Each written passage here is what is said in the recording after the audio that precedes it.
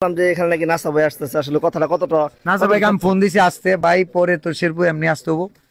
আলহামদুলিল্লাহ ফাইনালি আমরা কনিমিয়ার 10 লক্ষ টাকা সংগ্রহ করার পর আমরা এখন নাসা ভাই ফ্যাশনে আছি। ইট নিয়ে আইতেছে ভাই, ইট নিয়ে আইতেছে।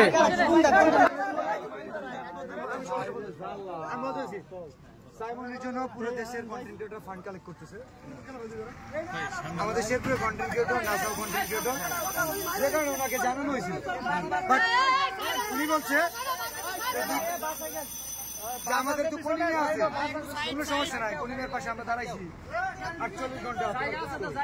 আচ্ছা কনিমিয়া আমরা সাইমনের জন্য যে শেরপুর থেকে কাজ করছি, আজকে তো তুই সাইমন কই, সাইমনের জন্য আজ তুই থাকো, সাইমনের জন্য আজ তুই না কেন? আমি তোমার বলি আমি না বলি সাইমনের বিষয়ে, সাইমনের জন্য কোনো কন্টেন্ট আছে? কথা বলো না।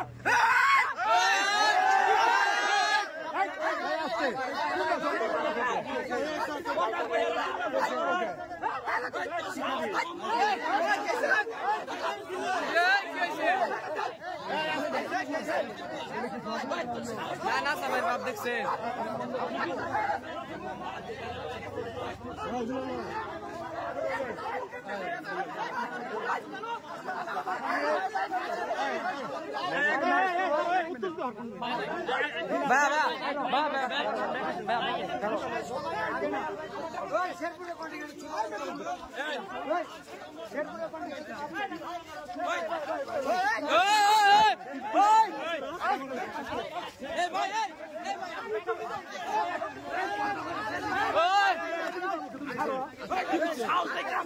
আলহামদুলিল্লাহ ফাইনালি আমরা কনিমিয়ার 10 লক্ষ টাকা সংগ্রহ করার পর আমরা এখন নাসা ভাই ফ্যাশনে আছি।